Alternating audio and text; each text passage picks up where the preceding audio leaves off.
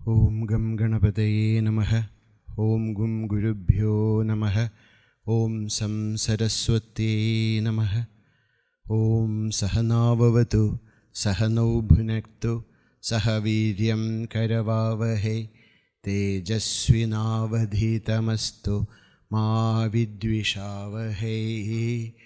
ഓം ശാന്തി ശാന്തി ശാന്തി. ഓംകാരസൂനമകരന്ദരസം പിബന്ധം അധ്യാത്മഭൃംഗമവനീതലഭാഗ്യശൃംഗം ആനന്ദപൂർണപ്രതിമപ്രഭാവം ശ്രീചിന്മയം ഗുരുവരം ഹൃദി ഭാവയാമി. ശ്രീചിന്മയം ഗുരുവരം ഹൃദി ഭാവയാമി.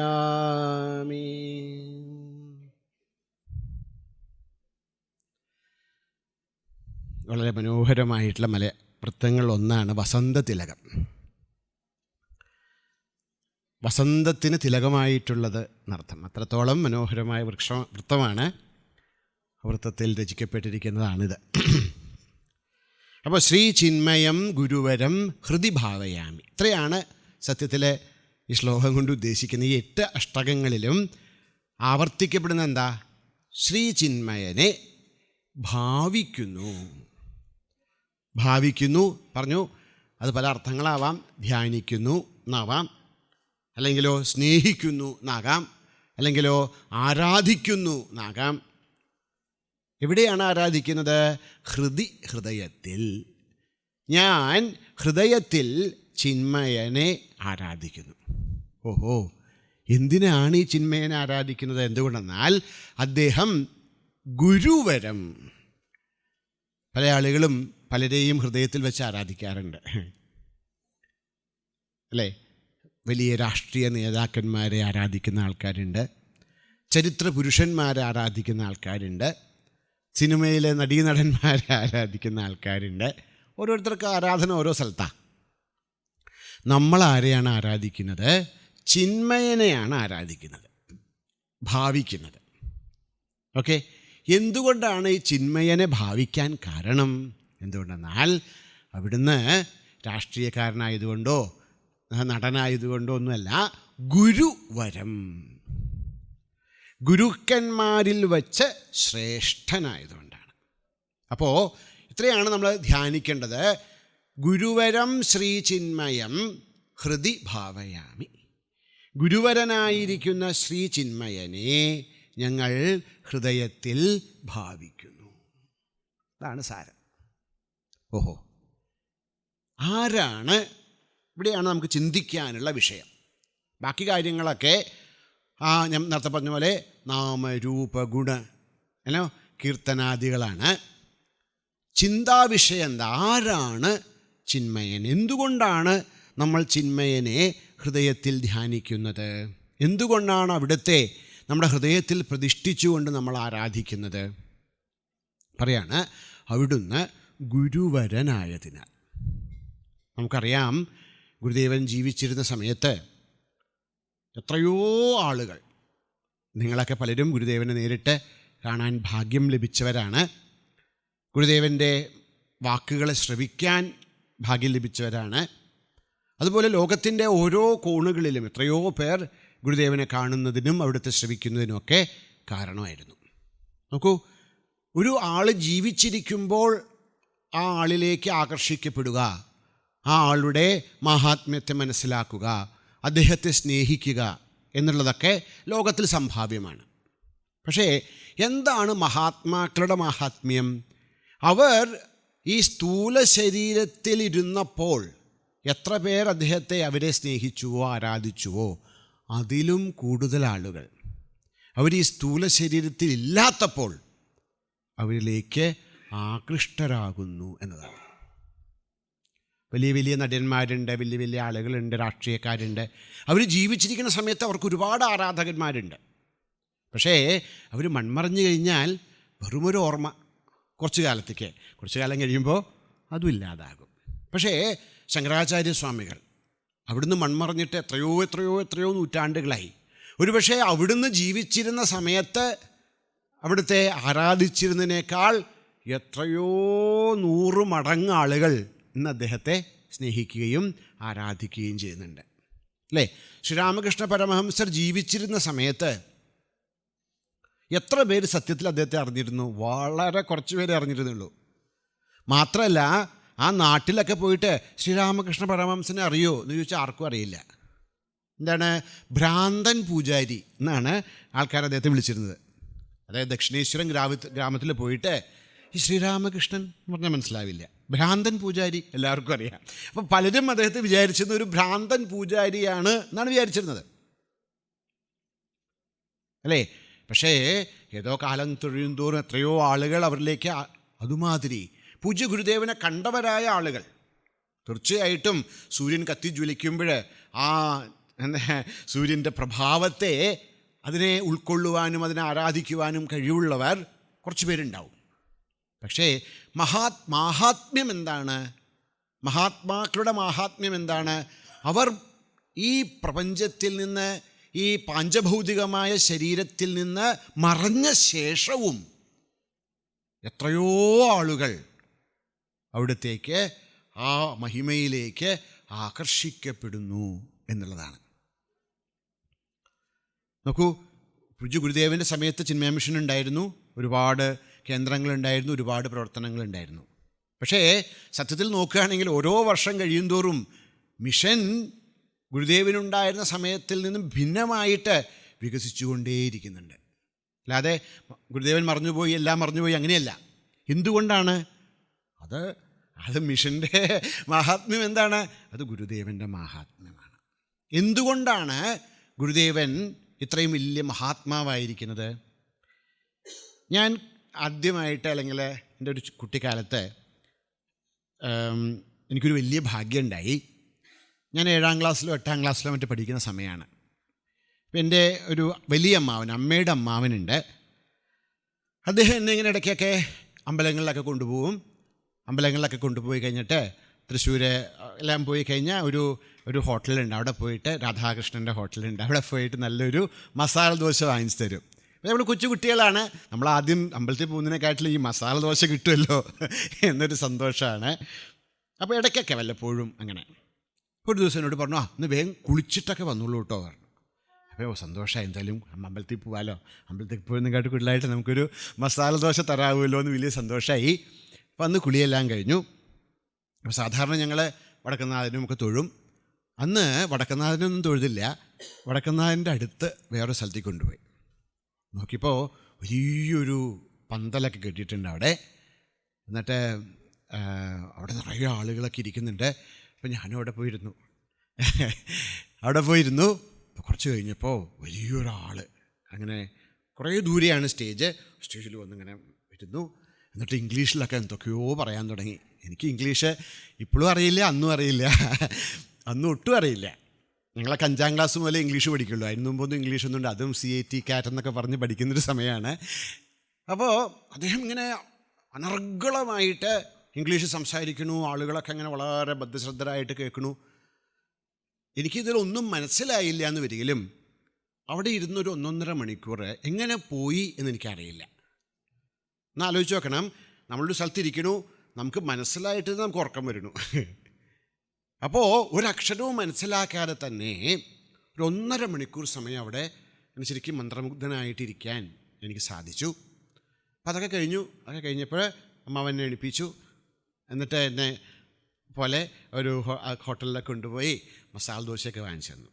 എന്നിട്ട് പറഞ്ഞു, നമുക്ക് അദ്ദേഹത്തൊന്ന് പോയി കണ്ടാലോ, സംസാരിച്ച ആളെ പോയി കണ്ടാലോ? ഞാൻ കാണാം. അപ്പോൾ എന്നെയും കൈ പിടിച്ചു കൊണ്ട് കൊണ്ടുപോവുകയാണ്. അപ്പം എന്നോട് ചോദിച്ചു, അപ്പം ഞാൻ അദ്ദേഹത്തോട് ചോദിച്ചു, ഇതാരാണ് ചോദിച്ചു. അവിടെ ഇരുന്ന് സംസാരിച്ചിരുന്ന ആളാരാ? അപ്പം അദ്ദേഹത്തോട് പറഞ്ഞു, അദ്ദേഹം ഒരു മഹാത്മാവാണെന്ന്. ഓഹോ, അപ്പോൾ മഹാത്മാവ് ചോദിച്ചത്, ഈ മഹാത്മാവ് എന്ന് പറഞ്ഞാൽ എന്താ? അപ്പോൾ എനിക്ക് അദ്ദേഹം ഒരു കഥ പറഞ്ഞു തന്നു. കഥ എങ്ങനെയായിരുന്നു? നമ്മൾ ഒരു വഴി കൂടെ അങ്ങ് നടക്കുക വെച്ചോളൂ. അപ്പോൾ ആ ആ വഴിയുടെ അപ്പുറത്തുനിന്ന് ഒന്നാന്തരം പഞ്ചാരിമേളം കേൾക്കണു. ഈ തൃശ്ശൂരുകാർക്കും അവരും ഈ വാദ്യമൊക്കെ ആയിട്ടൊരു പ്രത്യേകമായൊരു ബന്ധമുണ്ട്. അപ്പോൾ അപ്പുറത്തിങ്ങനെ ഒരു പഞ്ചാരിമേളം കേൾക്കുക. അച്ഛാ എന്താ ചെയ്യുക നമ്മളെ? ഞാൻ പറഞ്ഞു എങ്ങനെയെങ്കിലും അവിടെ പോയി നോക്കും. പക്ഷേ ഒരു പ്രശ്നമുണ്ട്. എന്താ? വലിയൊരു കൂറ്റൻ മതിലുണ്ട്. ഓക്കെ, നമ്മളിങ്ങനെ ഒരു വഴി കൂടെ നടക്കണു, അപ്പുറത്ത് കൂറ്റനൊരു മതിലാണ്. മതിലിൻ്റെ അപ്പുറത്തുനിന്നാണ് ഈ മേളം. അപ്പം നമ്മളെന്താ ചെയ്യുക? അപ്പോൾ നമ്മളിതിൽ വലിഞ്ഞു കയറാൻ നോക്കും. പറഞ്ഞു അതെ പലരും അവിടെ എന്തോ ഒരു അല്ലേ മേളം നടക്കണു, നമ്മുടെ കാര്യം നമ്മൾ പോവും. വളരെ കുറച്ച് ആൾക്കാർ ഈ മതിലൊന്ന് കയറിയാലോ എന്ന് നോക്കും. പക്ഷേ അത് എളുപ്പമുള്ള മതിലല്ല, വളരെ വലിയ മതിലാണ്. കുറച്ച് പേരൊക്കെ ഒന്ന് ശ്രമിക്കുമ്പോൾ കൈയൊക്കെ വഴുതുമ്പോൾ ഒന്നും വേണ്ട എന്ന് പറഞ്ഞ് പോവും. കുറച്ച് ആൾക്കാർ കുറച്ചുകൂടെ ശ്രമിക്കും, അവരുടെ പകുതിയൊക്കെ എത്തും, പിന്നെ ബ്ലൂന്ന് താഴെ വീഴും. വളരെ കുറച്ച് ആൾക്കാർ എങ്ങനെയെങ്കിലും പൊത്തിപ്പിടിച്ച് ഈ മതിലിൻ്റെ അപ്പുറത്തെത്തും, മുകളിൽ കയറും. മുകളിൽ കയറിട്ട് ഹാവു ഹാവു എന്ന് പറഞ്ഞിട്ട് അങ്ങോട്ട് ചാടും. കുറച്ച് ആളുകൾ, വളരെ വളരെ കുറച്ച് ആളുകൾ ഈ മതിലിൻ്റെ മുകളിൽ കയറി അപ്പുറത്തെന്താ നടക്കുന്നതെന്ന് അറിഞ്ഞിട്ട് തിരിച്ചു വരും. എന്തിനാ തിരിച്ചു വരുന്നത്? നമ്മളോട് പറയാൻ. എന്ത്? അപ്പുറത്ത് ഗംഭീരമായ കാര്യം നടക്കുകയാണ്, ഇതൊന്നുമല്ല, അതാണ് കാര്യം എന്ന് പറഞ്ഞു തരാൻ തിരിച്ചു വരും. അങ്ങനെ തിരിച്ചു വരുന്ന ആൾക്കാരെയാണ് മഹാത്മാക്കൾ എന്ന് പറയുന്നത്, അല്ലേ? അതിൻ്റെ മുകളിൽ കയറി ചാടി, അവരും വലിയ ആളുകളാണ്. പക്ഷെ അവരെന്ത് ചെയ്തു? അപ്പുറത്തുള്ള അവർക്കും ചാടാമായിരുന്നു.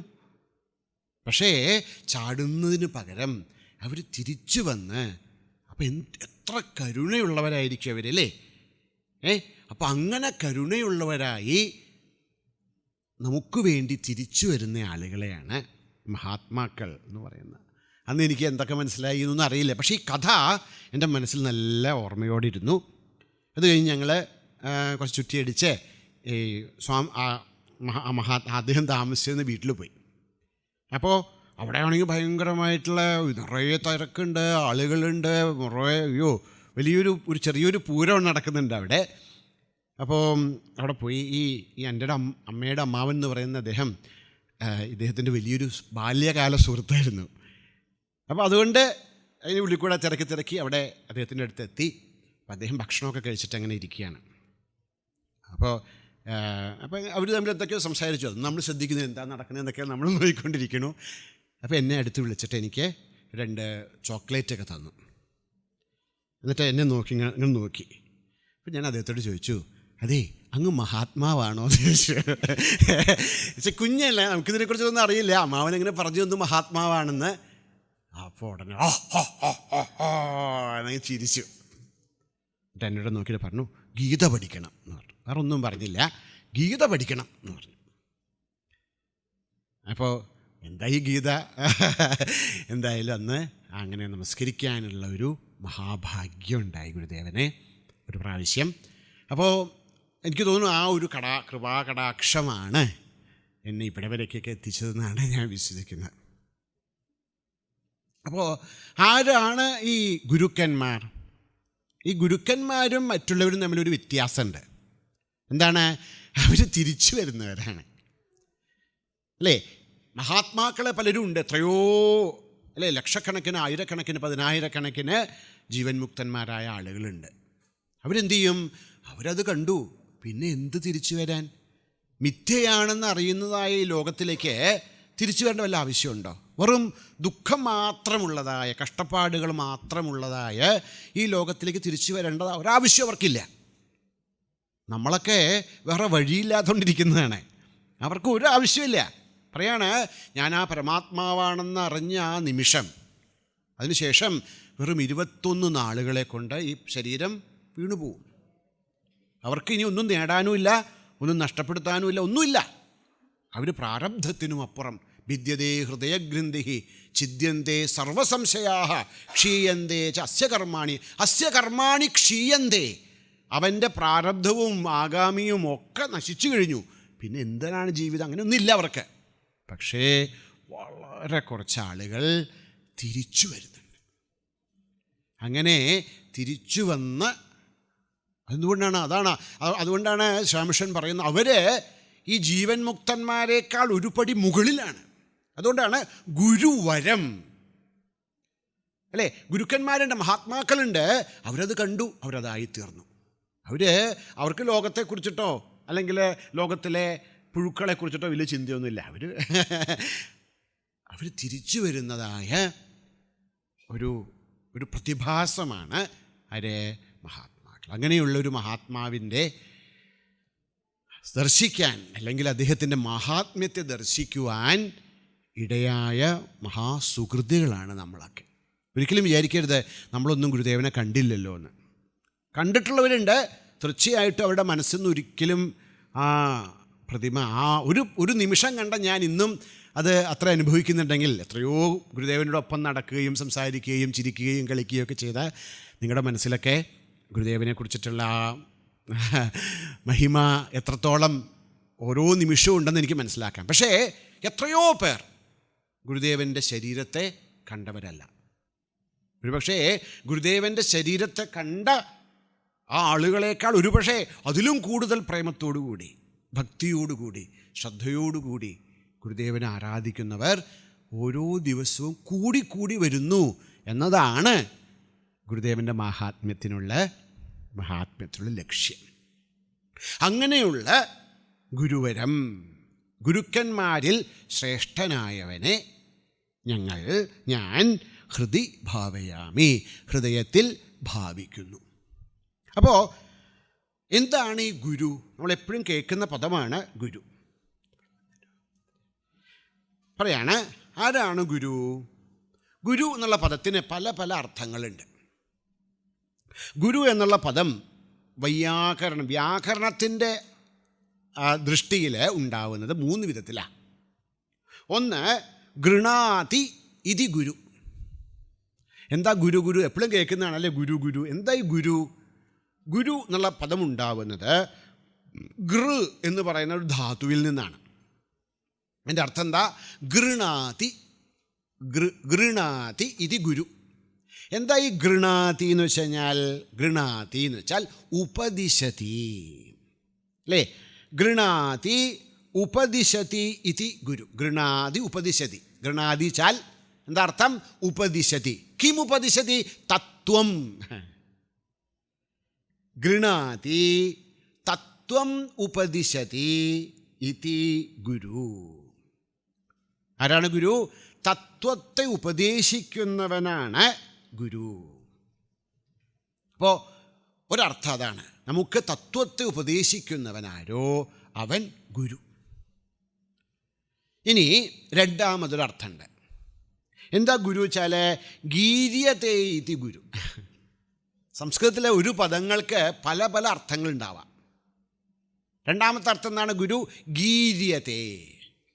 എന്താ ഗീര്യതേ വെച്ചാൽ? സ്തൂയതേ.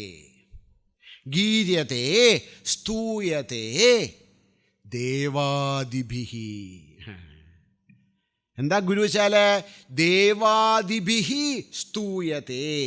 ദേവന്മാർ മുതലായവരാൽ, ദേവന്മാരാലും ഋഷികളാലും മഹാത്മാക്കളാലും എല്ലാം ആരെയാണോ പ്രശംസിക്കുന്നത്, ആരെയാണോ സ്തുതിക്കുന്നത്, അവൻ ഗുരു അല്ലേ. ഗീര്യതേ സ്തൂയതേ ദേവാദിഭിഹി. എന്തുകൊണ്ടാണ് എല്ലാവരും അവരെ സ്തുതിക്കുന്നത്? അവർക്ക് പൈസ ഉള്ളതുകൊണ്ടൊക്കെയാണോ? അല്ല. പറയാണ് ജ്ഞാന തപോവൃദ്ധത്വാത്.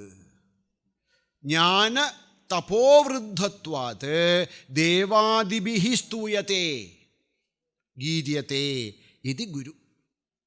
ആരാണ് അവരാരാണ്? പറയാണ് ജ്ഞാനവൃദ്ധന്മാരാണ്, തപോവൃദ്ധന്മാരാണ്. ജ്ഞാനം കൊണ്ടും തപസ്സുകൊണ്ടും വർദ്ധിച്ചവരാണ്. വൃദ്ധൻ, നമ്മളെ ആരെങ്കിലും നോക്കിയിട്ട് എന്താ വൃദ്ധ എന്ന് ചോദിച്ചാൽ നമുക്ക് ഉടനെ ദേഷ്യം വരും അല്ലേ. ആരോട് എന്നെ അങ്ങനെ വിളിക്കാൻ? അല്ല, നമുക്ക് വയസ്സ് 84 ആയിട്ടുള്ളൂ. 84 ആയിട്ടാണ് എന്നെ വൃദ്ധ എന്ന് വിളിക്കുന്നത്. നമ്മൾ വിചാരിക്കുന്നത് വൃദ്ധൻ എന്ന് പറയുന്ന ഒരു മോശം പദാന്നാണ്. അങ്ങനെയല്ല. എന്താ വൃദ്ധൻ വെച്ചാൽ? വർദ്ധിച്ചവൻ എന്നർത്ഥം, വലുതായവൻ എന്നർത്ഥം. അപ്പോൾ ആരെങ്കിലും നമ്മളെ വൃദ്ധൻ എന്ന് വിളിച്ചാൽ ഒട്ടും വിഷമിക്കേണ്ട ആവശ്യമില്ല, നല്ലതാണ്. എന്താ നമ്മൾ വലുതായവരാണ്. പക്ഷേ എന്താ പ്രശ്നം എന്താ? ശരീരം മാത്രമേ ആയിട്ടുള്ളൂ, ബാക്കിയൊന്നും ആയിട്ടില്ല. മഹാത്മാക്കൾ എങ്ങനെയുള്ളവരാണ്? ജ്ഞാനതപോഭിഹി, അല്ലേ? ജ്ഞാനതപോവൃദ്ധത്വാത്, ജ്ഞാനം കൊണ്ടും പിന്നെ തപസ്സുകൊണ്ടും വൃദ്ധന്മാരായതുകൊണ്ട് എന്തു ചെയ്യണു?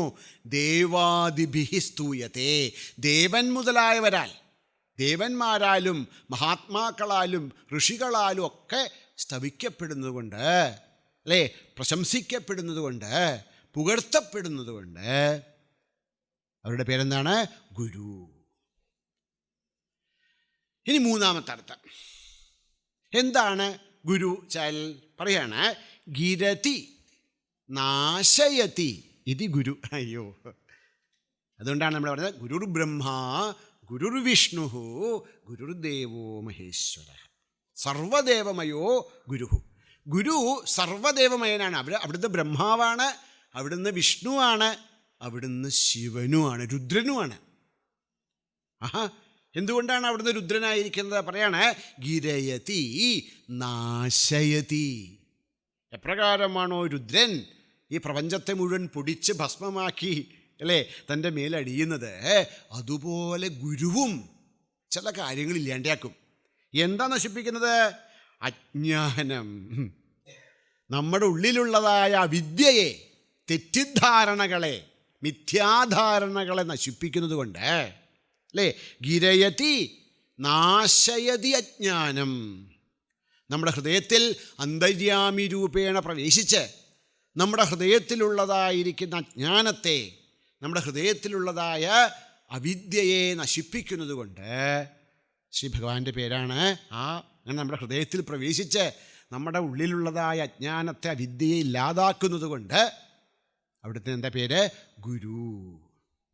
അവിടെ എന്താ അർത്ഥം? നാശയതി, ഗിരയതി, ഗിരതി നാശയതി ഇതി ഗുരു. ഓഹോ, ഇത്രയും വലിയ ആളാണോ? അതെ. ആര് പറയണു? ശാസ്ത്രം പറയണു. ഒരു വളരെ പ്രസിദ്ധമായിട്ടുള്ള ഒരു തന്ത്രമുണ്ട്, ആഗമസാരം എന്ന് പറഞ്ഞിട്ട്. എല്ലാ തന്ത്രപുസ്തകങ്ങളൊക്കെ നമുക്ക് വായിച്ചാൽ മനസ്സിലാക്കാൻ പാടാണ്. ആഗമസാരം പ്രസിദ്ധമായിട്ടുള്ള തന്ത്ര. അവിടെ പറയാണ് ആരാണ്, എന്താ ഈ ഗുരു എന്നുള്ള പദത്തിൻ്റെ അർത്ഥം? ഇത് വളരെ പ്രസിദ്ധം, നമുക്ക് കേട്ടു. ഗുശബ്ദോ അന്ധകാരശ്ച രുശബ്ദത്തം നിരോധക, നമ്മളെല്ലാവരും കേട്ടിട്ടുള്ളതാണ്, അല്ലേ? എന്താ ഗുരു വെച്ചാൽ? ഗു എന്ന് വെച്ചാൽ അന്ധകാരം, രു എന്ന് വെച്ചാൽ തന്നിരോധക. അപ്പോൾ നമ്മുടെ ഉള്ളിലുള്ളതായ അന്ധകാരത്തെ നശിപ്പിക്കുന്നവൻ എന്നാണ് ഗുരുവിൻ്റെ ഒരർത്ഥം. ഇനി രണ്ടാമത്തെ അർത്ഥം പറയാണ് ഗകാരസിദ്ധിത പ്രോക്തോ രേഭ പാപസ്യ നാശകഃ ഉകാരശംഭുരിത്യുക്തഃ ത്രിതയാത്മകാ ഗുരുഃ. ആരാ എന്താ ഈ ഗുരു? ഗുരു വെച്ചാൽ, ഗുരു എന്നുള്ളതിൽ 3 അക്ഷരങ്ങളാണ് ഉള്ളത്. ഏതൊക്കെയാണ് 3 അക്ഷരങ്ങൾ? ഗ ഉ ര്.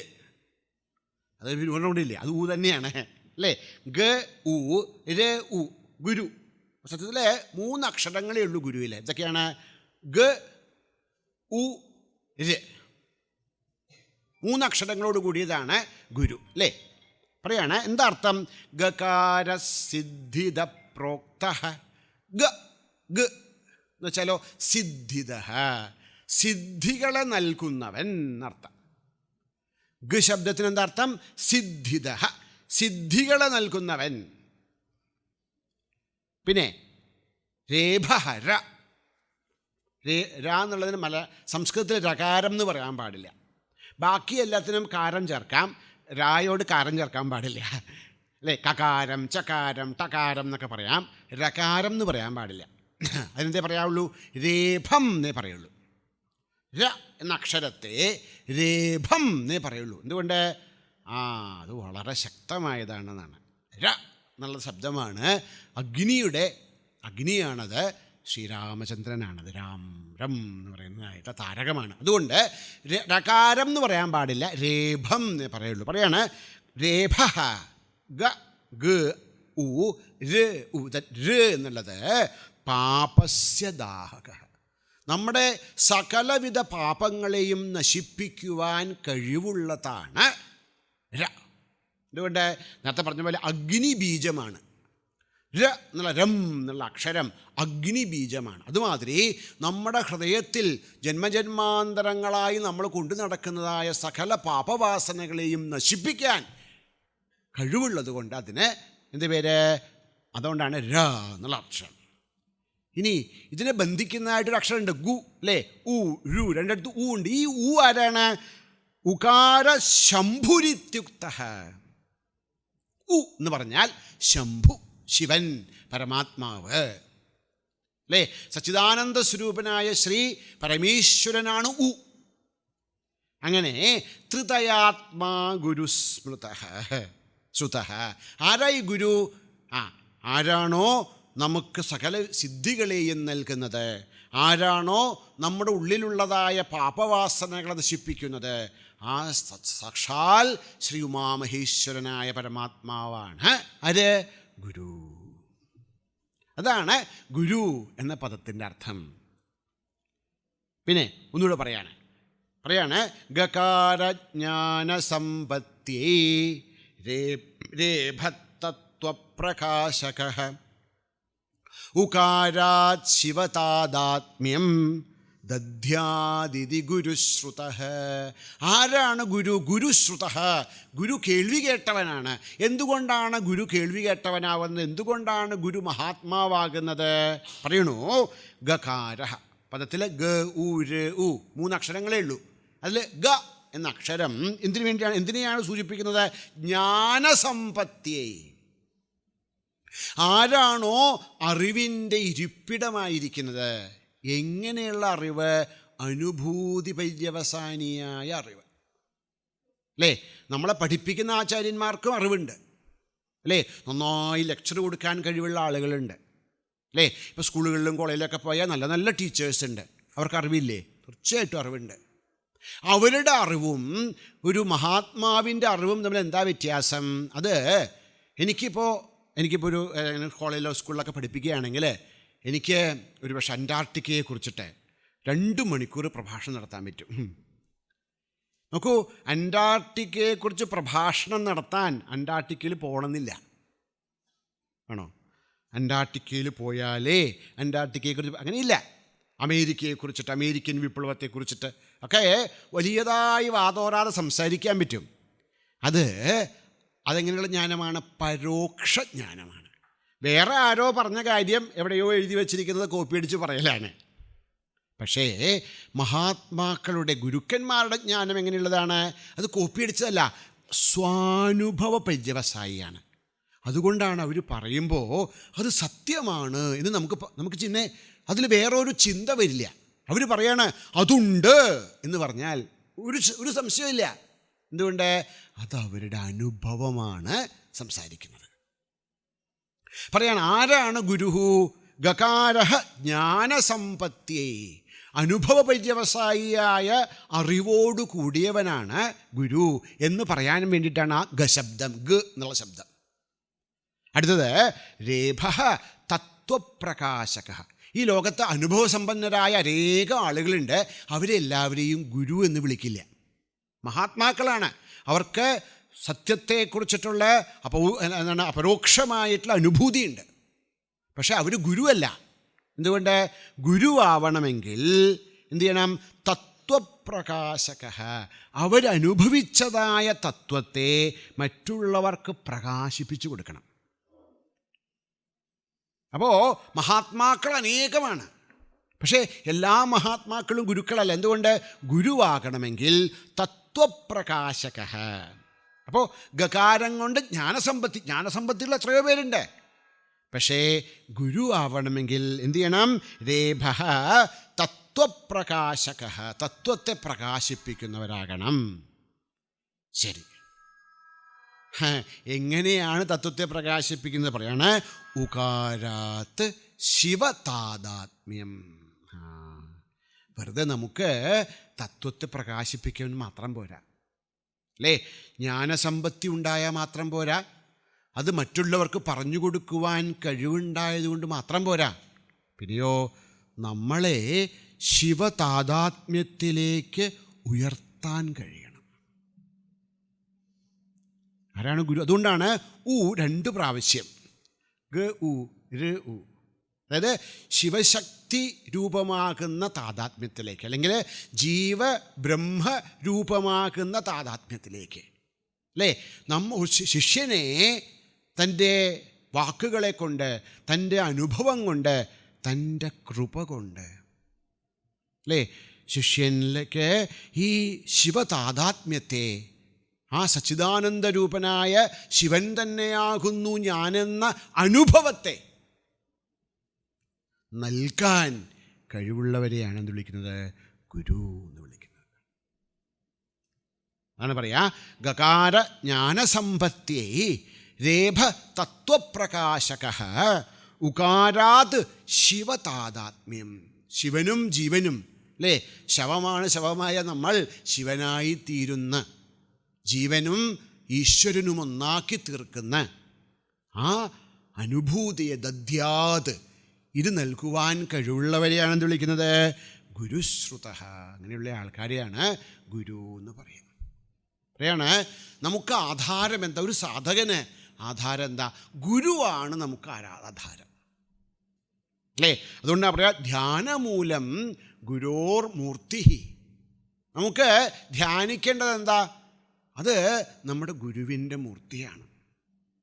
ധ്യാനമൂലം ഗുരോർ മൂർത്തി ചിന്താമൂലം ഗുരോർ പദം. എന്തിനെയാണ് നമ്മൾ ചിന്തിക്കേണ്ടത്? ആ ഗുരുവിൻ്റെ പദത്തെ വെച്ച് കഴിഞ്ഞാൽ കാലടികളെ മാത്രമല്ല, ഏതൊരു അവസ്ഥയിലാണ് ആ ഗുരു ഇരിക്കുന്നത്, ആ ഗുരുവിൻ്റെ പദത്തെ, ഗുരുവിൻ്റെ ആ അവസ്ഥയെയാണ് നമ്മൾ ചിന്തിക്കേണ്ടത്, അല്ലേ? ചിന്താമൂലം ഗുരോർ പദം, മന്ത്രമൂലം ഗുരോർ വാക്യം. നമുക്ക് മന്ത്രം എന്തായി മന്ത്രം? ഗുരുവിൻ്റെ വാക്യമാണ് മന്ത്രം.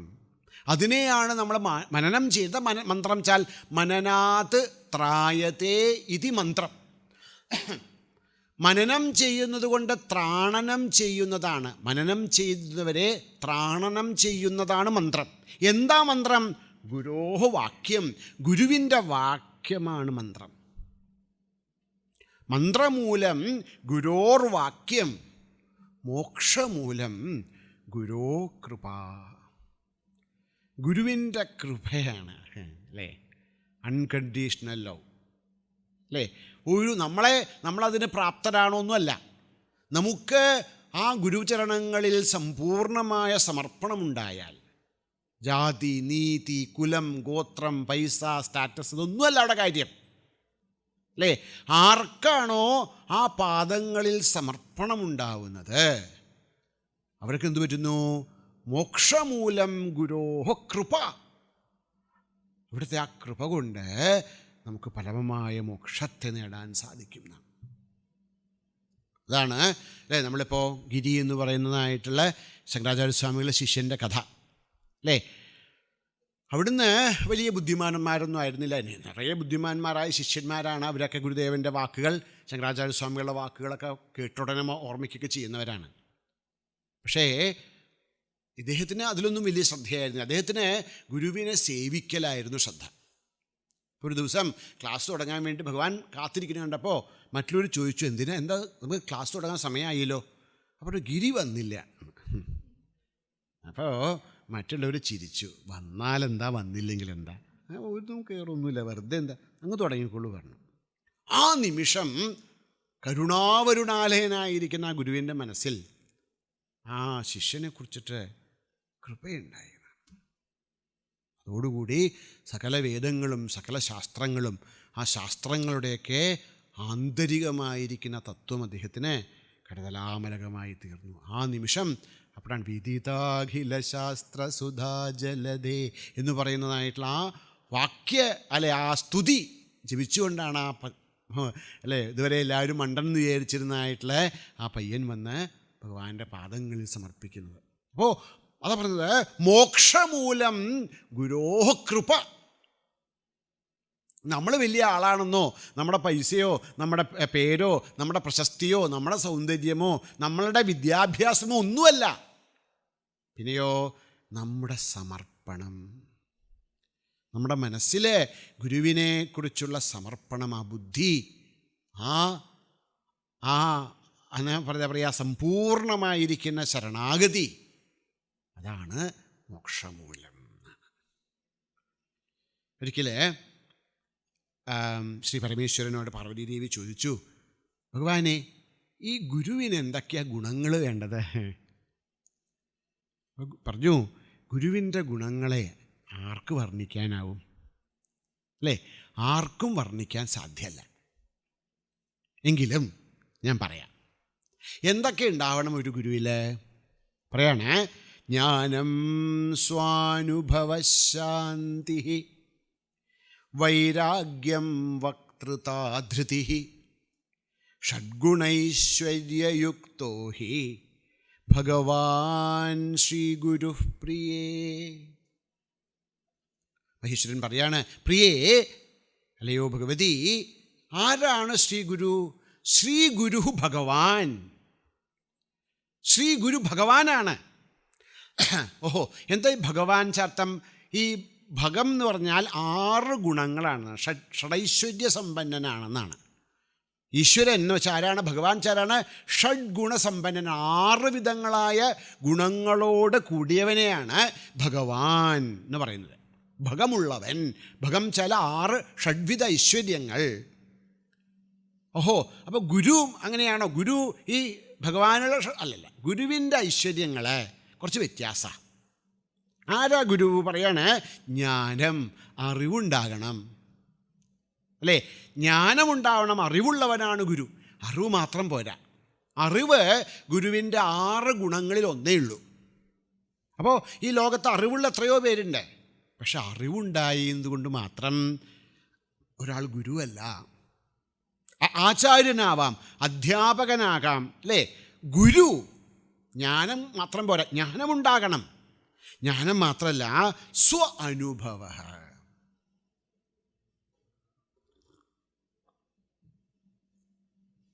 അടുത്തെന്താ? സ്വ അനുഭവമാണ്. എന്നുവെച്ചാലോ, അത് വെറുതെ പുസ്തകത്തിൽ പറഞ്ഞത് തത്തമ്മേ പൂച്ച പൂച്ച പറയുന്ന പോലെ പറയല്ല, അത് സ്വന്തം അനുഭവമാകണം. മുണ്ടകം എന്ന് പറയുന്ന ഉപനിഷത്തിൽ ഒരു ഋഷിയെക്കുറിച്ച് പറയുന്നുണ്ട്. അദ്ദേഹം ഋഷിയാണ്. അത് അദ്ദേഹത്തിൻ്റെ ഒരു പ്രത്യേകത, ഇത് ഒരു ആൾ തന്നെയാണോ വേറെ ആളുകളാണോ നമുക്കറിയില്ല. വേദത്തിലും പുരാണത്തിലും ഒക്കെ വരുന്നതായിട്ടുള്ളൊരു പേരാണത്. ഇതിൻ്റെ പേരാണ് ശൗനകൻ. ശൗനകൻ എന്ന് പറയുന്നതായിട്ടുള്ള ഒരു ആൾ, അല്ലേ? നിങ്ങൾ ഏത് പുരാണം കേട്ട് കഴിഞ്ഞാലും, അല്ലേ, ശൗനകനാണ് അവിടുത്തെ പരിപ്രഷ്ടാവ്, അല്ലേ? സൂതനോട് ചോദ്യം ചോദിക്കുന്ന ശൗനകനാണ്, അല്ലേ? നൈമിഷേ അനിമിഷക്ഷേത്രേ, അല്ലേ?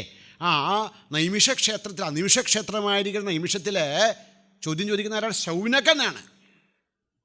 ഇനി ഇദ്ദേഹം തന്നെയാണോ എന്നറിയില്ല. എന്തായാലും ഒരു ശൗനകനെ കുറിച്ചിട്ട് ഉപനിഷത്ത് പറയുന്നുണ്ട്, മുണ്ടകം. അവിടെ പറയാൻ, ആരാ ശൗനകൻ? സാമാന്യക്കാരനൊന്നുമല്ല, മഹാശാല. മഹാശാലോ ശൗനക. മഹാശാലെന്ന് വെച്ചാൽ ചാൻസലർ, എത്രയോ ആളുകളെ പഠിപ്പിക്കുന്ന ഗുരുകുലത്തിൻ്റെ കുലപതി. മഹാശാലെന്ന് വെച്ചാൽ വലിയ വലിയ യാഗയജ്ഞങ്ങളൊക്കെ നടത്തിയിട്ടുള്ള ആൾ. സാധാരണ നമ്മളെപ്പോലുള്ള ആളല്ല. മഹാശാലോ ശൗനക. അദ്ദേഹം എന്ത് ചെയ്തു? അദ്ദേഹം പല കാര്യങ്ങളും ചെയ്തു. പരീക്ഷ്യലോകാൻ കർമ്മചിതാൻ ബ്രാഹ്മണ. അല്ലേ, ഈ ലോകത്തിലെ സത്യമായതെന്താണ്, നിത്യമായതെന്താണ് എന്നറിയണം തോന്നി. ലോകത്തിൽ സത്യമായി നിത്യമായി എന്താ ഉള്ളത് എന്നറിയാൻ വേണ്ടിയിട്ട് അദ്ദേഹം പല പരീക്ഷണങ്ങളും നടത്തി. നോക്കൂ, മഹാശാലനാണ്, മഹാകുലപതിയാണ്. അതുകൊണ്ട് തീർച്ചയായിട്ടും അദ്ദേഹത്തിൻ്റെ യൂണിവേഴ്സിറ്റിയിൽ പല വിധത്തിലുള്ള ഫിസിക്സിൻ്റെയും കെമിസ്ട്രിയുടെയും ഒക്കെ ഡിപ്പാർട്ട്മെൻറ്റ്സൊക്കെ ഉണ്ടായിരുന്നിരിക്കും. അവിടെ പല വിധത്തിലുള്ളതായ പരീക്ഷണശാലകൾ ഉണ്ടായിരുന്നിരിക്കും. ഇതൊക്കെ നടത്തി നോക്കി. പക്ഷേ നിർവേദമായ ഇതൊക്കെ നടത്തിയിട്ടും അദ്ദേഹത്തിന് ഒരു ഉത്തരം കണ്ടുപിടിക്കാൻ പറ്റിയില്ല. എന്താ സത്യം, എന്താ നിത്യം? അത് മാത്രം, ബാക്കി പലതും അദ്ദേഹം അറിഞ്ഞു. പക്ഷേ സത്യവും നിത്യവുമായ വസ്തു എന്താണ്, അങ്ങനൊരു വസ്തു ഉണ്ടോ, അത് അദ്ദേഹത്തിന് കണ്ടുപിടിക്കാൻ സാധിച്ചില്ല. നിർവേദമായാത്. എന്തുകൊണ്ട്? നാസ്തി അകൃതഃ കൃതേന. ഈ സത്യമായതും നിത്യമായതും അകൃതമാണ്. അകൃതം എന്ന് വെച്ച് കഴിഞ്ഞാലോ, ഉണ്ടാക്കാവുന്നതല്ല. That is not something which can be produced. അല്ലേ? പരീക്ഷണശാലകളിൽ, അല്ലേ, വിവിധങ്ങളായിരിക്കുന്ന പരീക്ഷണശാലകളിൽ നമ്മൾ നിർമ്മിക്കുന്നതൊക്കെ നിർമ്മിച്ചതാണ്. ഈ നിർമ്മിച്ചതിനെ കൊണ്ട്, അല്ലേ, അകൃതമായതിനെ, നിർമ്മിക്കാൻ സാധിക്കാത്തതിനെ അറിയാൻ സാധ്യമല്ല. എന്ന് വെച്ചാൽ എന്താ അർത്ഥം? നോക്കൂ, നമ്മുടെ ശരീരം നിർമ്മിച്ചതാണ്, നമ്മുടെ മനസ്സോ നിർമ്മിച്ചതാണ്, ബുദ്ധിയോ നിർമ്മിച്ചതാണ്. അതെങ്ങനെ നിർമ്മിച്ചത്? അല്ലേ? കുട്ടിക്കാലം മുതലേ നമ്മൾ ഗ്യാദർ ചെയ്തിരിക്കുന്ന, നമ്മൾ ഉൾക്കൊണ്ടിരിക്കുന്ന അനേകം അറിവുകളുടെ ഒരു പ്രവാഹമാണ് ബുദ്ധി. അല്ലേ? നമ്മൾ ഗ്യാദർ ചെയ്തിരിക്കുന്നതാണ്, അല്ലാതെ അത് സ്വയം ഉണ്ടായതല്ല. അപ്പോൾ നമ്മുടെ മനസ്സാകട്ടെ, ശരീരമാകട്ടെ, ബുദ്ധിയാകട്ടെ, ഈ പ്രപഞ്ചമാകട്ടെ, ഇതൊക്കെ കൃതമാണ്, ഉണ്ടാക്കപ്പെട്ടതാണ്. ഉണ്ടാക്കപ്പെട്ട ഒരു വസ്തു കൊണ്ട് ഉണ്ടാകാത്തതിനെ അറിയാൻ സാധ്യമല്ല.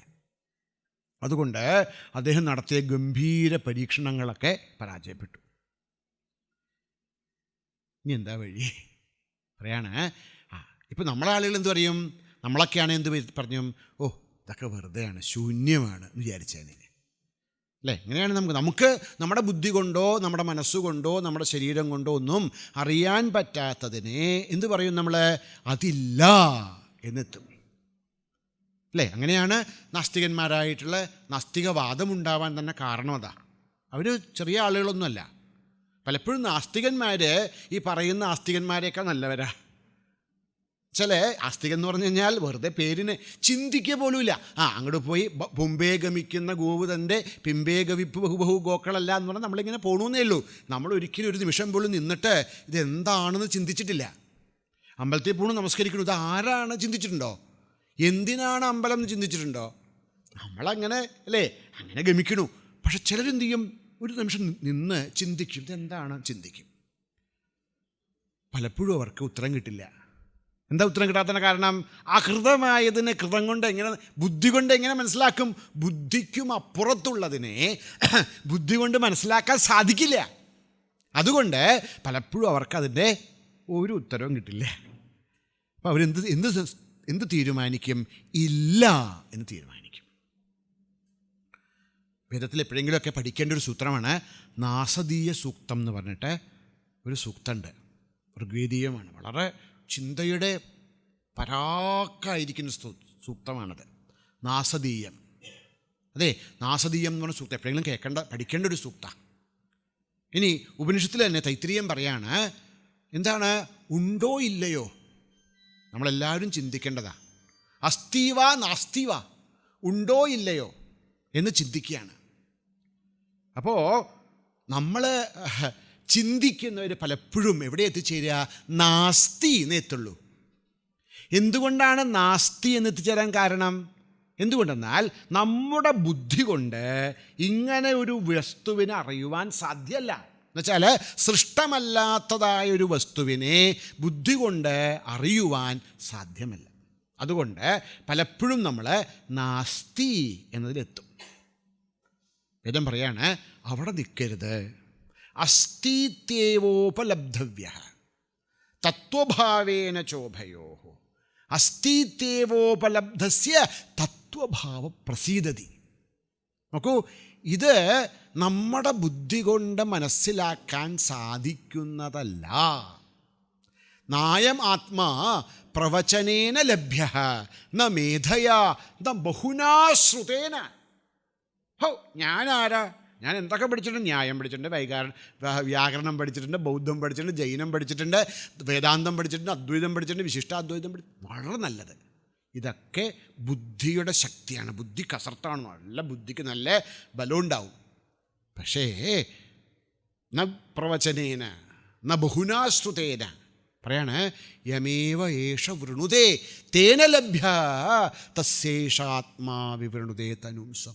നമ്മുടെ ബുദ്ധി കൊണ്ട് മനസ്സിലാക്കാൻ പറ്റാത്തതാണ് എന്നറിയുമ്പോൾ എന്തു ചെയ്യണം? ബുദ്ധി പതിക്കണം, ബുദ്ധി അടിയറവ് പറയണം. അങ്ങനെ എപ്പോഴാണോ നമ്മുടെ ബുദ്ധി അടിയറവ് പറയുന്നത്, എന്നെക്കൊണ്ടിത് മനസ്സിലാക്കാൻ സാധിക്കുന്നതല്ല, അല്ലാതെ ഇതില്ലെന്നല്ല, അസ്ഥീതേവ ഉണ്ട് തന്നെ, പക്ഷെ എൻ്റെ ബുദ്ധി കൊണ്ടിത് മനസ്സിലാക്കാൻ സാധിക്കുന്നതല്ല എന്ന് ബുദ്ധി അടിയറവ് പറയുന്നതായൊരു നിമിഷം നമ്മുടെ ജീവിതത്തിൽ വരും. അങ്ങനെ ഇത് ബുദ്ധി കൊണ്ടോ മനസ്സുകൊണ്ടോ ലൗകികങ്ങളായിരിക്കുന്ന ഒരു വിദ്യ കൊണ്ടോ അറിയാൻ സാധിക്കുന്നതല്ല എന്ന അനുഭവം എപ്പോഴാണോ നമുക്കുണ്ടാകുന്നത്, അപ്പോൾ പരീക്ഷ്യലോകാൻ കർമ്മചിതാൻ ബ്രാഹ്മണഃ നിർവേദമായാത് നാസ്തി അകൃതകൃതേന തദ്വിജ്ഞാനാർത്ഥം. മനോബുദ്ധികളെ കൊണ്ട് അറിയുവാൻ സാധിക്കാത്തതായ മനസ്സിനും മനസ്സായ, അല്ലേ, അർക്കാനലാതി വെളിവൊക്കെ ഗ്രഹിക്കുമൊരു കണ്ണിന് കണ്ണ് മനം ആകുന്ന കണ്ണതിന് കണ്ണായിരുന്ന പൊരുൾ താൻ എന്നുറപ്പ്. അവിടേക്ക് എന്തേ വഴി പറയാണ്? തദ്വിജ്ഞാനാർത്ഥം ഗുരുമേവാഭിഗച്ഛേത്. ഇതറിയാൻ ഒറ്റ വഴിയുള്ളൂ. എന്താണ്? ഗുരുവിൻ്റെ പാദങ്ങളെ ശരണമടയുക. എങ്ങനെയാണ് പോകേണ്ടത്? തദ്വിജ്ഞാനാർത്ഥം ഗുരുമേവാഭിഗച്ഛേത്. നമ്മൾ എപ്പോഴെങ്കിലും നമ്മുടെ ഗുരുവിനെ, നമ്മുടെ ആചാര്യനെ, ഈശ്വരനെ, രാജാവിനെ, കുട്ടികളെ ഒക്കെ കാണാൻ പോകുമ്പോൾ വെറും കൈയോടെ പോകരുതെന്നാണ്. ഇത് സ്മൃതിയാണ്, അല്ലേ? സ്മൃതി പറയാണ് നമ്മളോട് എന്ത് ചെയ്യരുത്? വെറുതെ കയ്യും വീശി പോകരുത്. കുട്ടികളെ കാണാൻ പോകുമ്പോൾ, ഒരു വീട്ടിൽ കുട്ടികളുണ്ട് എന്നറിഞ്ഞാൽ അവിടെ കാണാൻ പോകുമ്പോൾ എന്ത് ചെയ്യരുത്? വെറുതെ കയ്യും വീശി പോകരുത്, എന്തെങ്കിലും കൊണ്ടുപോകണം എന്നാണ്, അല്ലേ?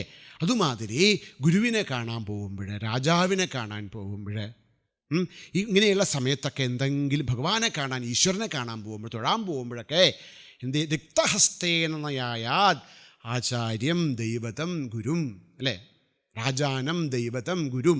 രാജാവിനെ കാണാൻ പോകുമ്പോൾ, ദൈവത്തെ കാണാൻ, ഗുരുവിനെ കാണാൻ പോകുമ്പോൾ, ബാലനെ, കുട്ടിയെ കാണാൻ പോകുമ്പോൾ, പിന്നെ ഭാര്യയെ കാണാൻ പോകുമ്പോൾ, എന്ന് വെച്ചാൽ നമ്മളെവിടെയെങ്കിലുമൊക്കെ പുറത്തൊക്കെ പോയിട്ട് ഭാര്യയെ കാണാൻ വേണ്ടി വരുമ്പോൾ എന്ത് ചെയ്യണം? എന്തെങ്കിലും കൊണ്ടുപോകണം എന്നാണ്. ഒരു സാരിയൊന്നും വാങ്ങാൻ വയ്യ, എന്തെങ്കിലും കൊണ്ടുപോകണം. അതായത് വെറും കൈയോടെ പോകരുത് എന്നാണ്. അപ്പം അതുകൊണ്ട് ഇവിടെ പറയാണ്, നമ്മൾ നമ്മുടെ ഗുരുവിനെ കാണാൻ പോകുമ്പോൾ എന്താ കൊണ്ടുപോകേണ്ടത്? പറയാണ്, ഇങ്ങനൊരു അവസ്ഥയിലിരിക്കുന്ന സമയത്ത് എന്ത് വേണം? സമിത് പാണിഹി, കയ്യിൽ സമിത്തെടുത്ത് പോകണം എന്നാണ്. സമിത്ത് എന്ന് വെച്ച് കഴിഞ്ഞാൽ ഉണങ്ങിയ വിറക് കമ്പുകൾ. എന്തിനായി സമിത്തും കൊണ്ട് വേണം? അടിക്കാനാണോ? അല്ല, ഇത് പണ്ടൊക്കെ ഋഷികളൊക്കെ, അല്ലേ, ഗുരുക്കന്മാർ ഋഷികളാണ്, അവർക്ക് നിത്യമായിട്ടുള്ള അഗ്നിഹോത്രാദികളുണ്ട്, അതിന് വിറക് ആവശ്യമുണ്ട്. പക്ഷെ അതല്ല, എന്താണ്? ഈ വിറക് കമ്പ് പോലെ നമ്മുടെ മനസ്സ് അഗ്നിയെ പിടിക്കുവാൻ തയ്യാറായിരിക്കുന്നു. അതാണ് സമിത്ത്, അല്ലേ? സമിത്ത് അഗ്നിയിലിട്ട് അപ്പം ഇത് കത്തും. അതുമാതിരി നമ്മളും, അല്ലേ, തപസ്സുകൊണ്ട്, ചിന്ത കൊണ്ട്, സമർപ്പണം കൊണ്ട് ഉണങ്ങിയിരിക്കുന്നു. ഞാൻ അഗ്നിയെ സ്വീകരിക്കുവാൻ, അറിവിനെ സ്വീകരിക്കുവാൻ തയ്യാറായിരിക്കുന്നു. ഈ ഭാവത്തോടെ വേണം ഗുരുവിൻ്റെ അടുത്ത് പോകാൻ. സമിത് പാണിഹി, അതൊക്കെ കാണിക്കാൻ വേണ്ടിയിട്ടാണ്. ഇതാ ഗുരു. അല്ലാതെ ചിലതുണ്ട്, അല്ലേ, എത്ര കത്തിച്ചാലും ആ തീ കിട്ടു പോകും അവസാനം. അതിൽ തീ കൊടുത്തു കഴിഞ്ഞാൽ അതൊന്നിങ്ങനെ വെള്ളം ചെറുചെറേന്ന് വന്നിട്ട് ഉള്ള തീയല്ല പോവും. അങ്ങനെ ആയിരിക്കരുത്. സമിത് പാണിഹി. എന്നിട്ട് എങ്ങനെ ഇരിക്കണം ഭഗവാനെ കാണാൻ? ശ്രോത്രിയം ബ്രഹ്മനിഷ്ഠം. ഗുരു ആരായിരിക്കണം എന്ന് പറയാണ് ഇവിടെ? ശ്രോത്രിയനായിരിക്കണം, ബ്രഹ്മനിഷ്ഠനായിരിക്കണം. അതാണ് ഇവിടെ ഭഗവാൻ ശ്രീ പരമേശ്വരൻ പാർവതീദേവിക്ക് ഉപദേശിക്കുന്നത്. എങ്ങനെയായിരിക്കണം ഗുരു? ജ്ഞാനം സ്വാനുഭവ. അതെന്തിനാണ് ഈ അല്ലേ എത്രയോ എന്താണ് ജ്ഞാനമൊക്കെ ശ്രോത്രിയൻ എന്തിനാ വേദമൊക്കെ പഠിച്ച് അല്ലെങ്കിൽ ഉപനിഷത്തൊക്കെ പഠിച്ച് ശാസ്ത്രം പഠിച്ചിരിക്കണം എന്നാണ് ഗുരു. ഹൈ, അതെന്തിനാ? എന്തുകൊണ്ടെന്നാൽ സ്വാനുഭവമുള്ള ആളായാൽ പോരെ, അവിടത്തേക്ക് അറിവുണ്ടായാൽ പോരെ. എന്തിനാണ് ശാസ്ത്രമൊക്കെ പഠിക്കുന്നത്? നോക്കൂ, അറിവുള്ള എത്രയോ മഹാത്മാക്കളുണ്ട്, അവരൊക്കെ മഹാത്മാക്കളാണ്, അവരുടെ ദർശനം തന്നെ പുണ്യമാണ്. പക്ഷേ ഗുരുവാകണമെങ്കിൽ എന്ത് ചെയ്യണം? ശിഷ്യൻ്റെ മനസ്സിലുള്ള സംശയങ്ങൾക്ക് ഉത്തരം കൊടുക്കാൻ പറ്റണം. ഈ ഉത്തരം കൊടുക്കൽ അനുഭവം കൊണ്ട് സാധ്യമല്ല. എന്തുകൊണ്ട്? എന്താ ഈ അനുഭവം എന്ന് പറഞ്ഞത്? ആത്മാനുഭവമാണ്. ഈ ആത്മാനുഭവം എങ്ങനെയുള്ളതാണ്? അവിടെ വാക്കിനോ മനസ്സിനോ ഒന്നും പ്രവേശനമില്ലാത്ത. എന്താണ് ഈ ആത്മാവ് എന്ന് വാക്കുകൊണ്ടോ മനസ്സുകൊണ്ടോ ഒന്നും പ്രകടമാക്കാൻ പറ്റില്ല. അങ്ങനെ വാക്കിനും മനസ്സിനും അതീതമായ തത്വത്തെ ശാസ്ത്രം കൊണ്ട് മാത്രമേ സൂചിപ്പിക്കാൻ പറ്റുള്ളൂ. സൂചിപ്പിക്കലാണ്. പക്ഷേ സൂചിപ്പിക്കണമെങ്കിൽ എന്ത് ചെയ്യണം? ശാസ്ത്രം വേണം. അപ്പോൾ ആ ശാസ്ത്രമുണ്ടെങ്കിൽ മാത്രമേ എന്ത് ചെയ്യാൻ പറ്റുള്ളൂ? സംശയാലുവായിരിക്കുന്ന ശിഷ്യൻ്റെ ചോദ്യങ്ങൾക്ക് ഉത്തരം കൊടുക്കാൻ പറ്റുള്ളൂ. ഞാൻ അനുഭവസമ്പന്നനായതുകൊണ്ട് അയാൾ എന്ത് ചോദിച്ചാലും അയാളെ നോക്കിക്കൊണ്ടിരിക്കാമെന്നല്ലാതെ പറയാൻ പറ്റില്ല. എന്തുകൊണ്ട്? അറിഞ്ഞുകൂടാത്തതുകൊണ്ടല്ല അല്ലേ? ഇപ്പോൾ ഞാൻ അമ്പലപ്പുഴ പാൽപ്പായസം കുടിച്ചിട്ടുണ്ട്. ഈ അമ്പലപ്പുഴ പാൽപ്പായസം ഞാൻ കുടിച്ച് എനിക്ക് അനുഭവമുണ്ട്. പക്ഷെ ഒരാൾ ചോദിക്കുക, അതെ അതൊന്ന് പറഞ്ഞു തരൂ എന്ന് പറഞ്ഞാൽ അത് മധുരമാണ് എന്ന് പറയാം. മധുരമാണെന്ന് പറഞ്ഞാൽ അത് ഈ കരിമ്പിൻ്റെ പോലെയാണോ എന്ന് ചോദിച്ചാൽ പിന്നെ എന്താ പറയുക? ഒന്നും പറയാനില്ല അല്ലേ? അപ്പം ശാസ്ത്രം പഠിച്ച ഒരാൾക്ക് മാത്രമേ ഈ തത്വത്തെ ചൂണ്ടിക്കാട്ടാൻ പറ്റുള്ളൂ. ചൂണ്ടിക്കാട്ടലാണ്. പക്ഷേ അത് സാധിച്ചാൽ മാത്രമേ ഗുരുവിന് ശിഷ്യൻ്റെ മനസ്സിലെ സംശയങ്ങൾ ഇല്ലാതാക്കാൻ പറ്റുള്ളൂ. അതിനു വേണ്ടിയിട്ടാണ് ശ്രോത്രിയം. അതുകൊണ്ടാണ് ഇവിടെ പറഞ്ഞത് ജ്ഞാനം. അത് മാത്രം പോരാ, സ്വ അനുഭവം ഉണ്ടാവണം. അതാണ് ശ്രോത്രിയം ബ്രഹ്മനിഷ്ഠം. ആത്മാനുഭവം സിദ്ധിച്ചവനും ശാസ്ത്രം പഠിച്ചവനുമായ ഒരാളെ ഗുരുവാകാൻ പറ്റുള്ളൂ. പിന്നെ അത് മാത്രം മതിയോ? പോരാ, ശാന്തി ഉണ്ടായിരിക്കണം. ഈ സ്വാനുഭവത്തിൻ്റെ ഫലമാണ് ശാന്തി, ശമം. മനസ്സും ഇന്ദ്രിയങ്ങളും ഒക്കെ അടങ്ങി പരമമായിരിക്കുന്ന ആത്മരൂപത്തെ അനുഭവിക്കുന്നവനാകണം. സ്വാനം ജ്ഞാനം സ്വാനുഭവശാന്തി. പിന്നെ ആ ശാന്തിയുടെ ഫലം എന്താ? വൈരാഗ്യം. മലയാളത്തിലെ വൈരാഗ്യമല്ല അല്ലേ? വിഗതഃ രാഗഃ യസ്മാത്. ഒന്നിനോടും രാഗമില്ലാത്ത, ഒട്ടലില്ലാത്ത അവസ്ഥ. എന്തുകൊണ്ട്? ഈ ശാന്തനാവുന്നതോടുകൂടി, മനസ്സ് പരമമായിരിക്കുന്ന ശാന്തിയിൽ ലയിക്കുന്നതോടുകൂടി സകല ആനന്ദത്തിൻ്റെയും ഉറവിടം താനാണ് എന്നനുഭവിക്കും. ഞാൻ സച്ചിദാനന്ദരൂപനായ പരമാത്മാവാണെന്ന് അനുഭവിച്ചറിഞ്ഞ ഒരാൾക്ക് മറ്റു വസ്തുക്കളിൽ സുഖബുദ്ധി ഉണ്ടാവില്ല. അപ്പം നമ്മളൊക്കെ ജീവിക്കുന്നത് എങ്ങനെയാണ്? സത്യത്തിൽ നമ്മളുടെ സുഖബുദ്ധി, നമ്മൾ വിചാരിക്കുന്ന സുഖം എന്ന് പറയുന്നത് എവിടെയോ ആണെന്നാണ് അല്ലേ? ഭക്ഷണത്തിലാണ്, ബന്ധങ്ങളിലാണ്, അവിടെ പോകുന്നതുകൊണ്ടാണ്, ഇവിടെ പോകുന്നതുകൊണ്ടാണ് എന്നൊക്കെ വിചാരിക്കണം. അപ്പോൾ അങ്ങനെ വിചാരിച്ചിട്ടാണ് നമ്മൾ അതിൻ്റെ പിന്നാലെ പോകുന്നത്. എന്താ ഒരു ഗുരുവിൻ്റെ ലക്ഷണം? പറയാണ് വൈരാഗ്യം. അദ്ദേഹത്തിന് അറിയാം ഈ ഗുണം, ഈ സന്തോഷം, ഈ സംതൃപ്തി, ഈ സുഖം എന്നത് മറ്റുള്ളവയിലല്ല. സത്യത്തിൽ വൈരാഗ്യം അതാണ്. അല്ലാതെ ചില ആൾക്കാർ പറഞ്ഞ വൈരാഗ്യം എന്ന് പറഞ്ഞാൽ ആരെങ്കിലും വന്ന് ഇങ്ങനെ തിരിഞ്ഞിരിക്കും, അല്ലെങ്കിൽ നാക്കം കടിച്ചിരിക്കുക. അതൊക്കെ നോക്കൂ, മഹാത്മാക്കൾ അങ്ങനെയൊക്കെ ചെയ്യും കേട്ടോ, അത് വേറെ കാര്യമാണ്. പക്ഷെ അതല്ല വൈരാഗ്യം. വൈരാഗ്യം എന്താണ്? ശാന്തിയാണ്. എന്നുവെച്ചാൽ ഉള്ളിലുള്ള അടക്കമാണ്. ഒരു വസ്തുവിലും അല്ല സുഖം. സുഖം അല്ലേ? സുഖം സുഖം തേടുവതേതു വസ്തു അല്ലേ? ഈ ഏത് വസ്തുവിനെയാണോ നമ്മളൊക്കെ തേടുന്നത്, ഉള്ളിലാണെന്നറിഞ്ഞുണ്ടാകുന്ന പരമമായിരിക്കുന്ന നശിക്കൽ, രാഗത്തിൻ്റെ അടക്കമാണ് എന്ത്? വൈരാഗ്യം. വൈരാഗ്യം. പിന്നെ പറയാണ് ഗുരുവിന് വേറൊരു ഗുണം ഉണ്ടാവണം, വക്തൃത. വക്തൃത എന്ന് പറഞ്ഞാൽ പറയാനുള്ള കഴിവ്. ശിഷ്യൻ ഒരു സംശയം ചോദിക്കുമ്പോൾ ചക്ക എന്ന് ചോദിച്ചാൽ ചുക്ക് എന്ന് പറയുന്ന ഗുരുവാണെങ്കിൽ വലിയ കഷ്ട അല്ലേ. ശിഷ്യനൊരു കാര്യം ചോദിക്കുമ്പോൾ അത് നേരെ വിപരീതമായിട്ട് വേറെന്തെങ്കിലും പറയാം, എന്തായിരിക്കും?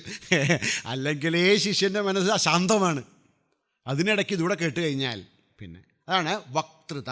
ചോദിക്കുന്ന കാര്യങ്ങളെ ആ ശിഷ്യൻ്റെ ബുദ്ധിക്കനുസരിച്ച്, ശിഷ്യനെ മനസ്സിലാവുന്നതായ ലോജിക്കലി, വെറുതെ എന്തെങ്കിലും പറഞ്ഞാൽ പോരാ, പറയുന്ന ആൾക്ക് മനസ്സിലാകുന്ന തലത്തിൽ, അയാൾക്ക് മനസ്സിലാകുന്ന ബുദ്ധിക്ക് അല്ലേ, ആ ലോജിക്ക് അനുസരിച്ച്, ആ തർക്കമനുസരിച്ചിട്ട് ഉത്തരം കൊടുക്കാൻ സാധിക്കണം.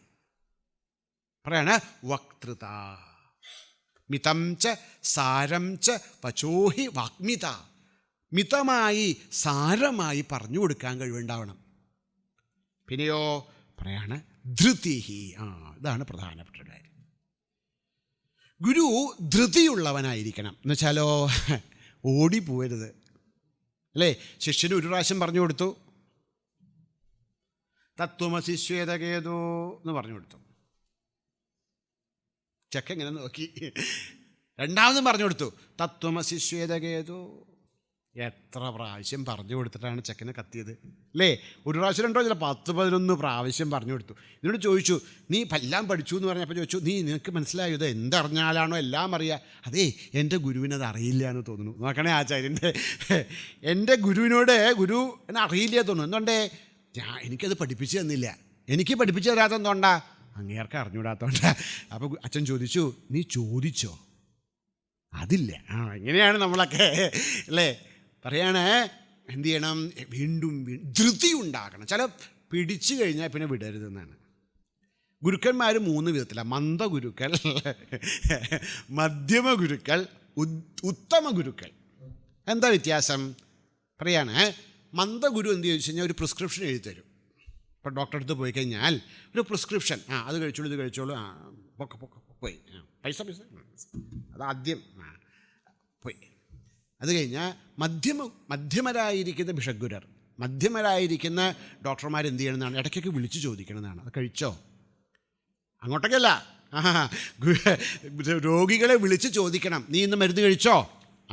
നീ അപഥ്യമായിട്ടുള്ള എന്തെങ്കിലും കഴിക്കുന്നില്ലല്ലോ എന്നൊക്കെ വിളിച്ച് ചോദിക്കണം, അന്വേഷിക്കണം എന്നാണ്. അവർ മധ്യമരാണ്. ഉത്തമരായിട്ടുള്ളവരെങ്ങനെയാണ്? ഈ രോഗി കഴിക്കുന്നില്ല എന്ന് പറഞ്ഞാൽ പോയി അവനെ പിടിച്ച് കടത്തി വായ തുറത്ത് ഉള്ളിലേക്ക് മരുന്ന് കുത്തിക്കയറ്റണം എന്നാണ്.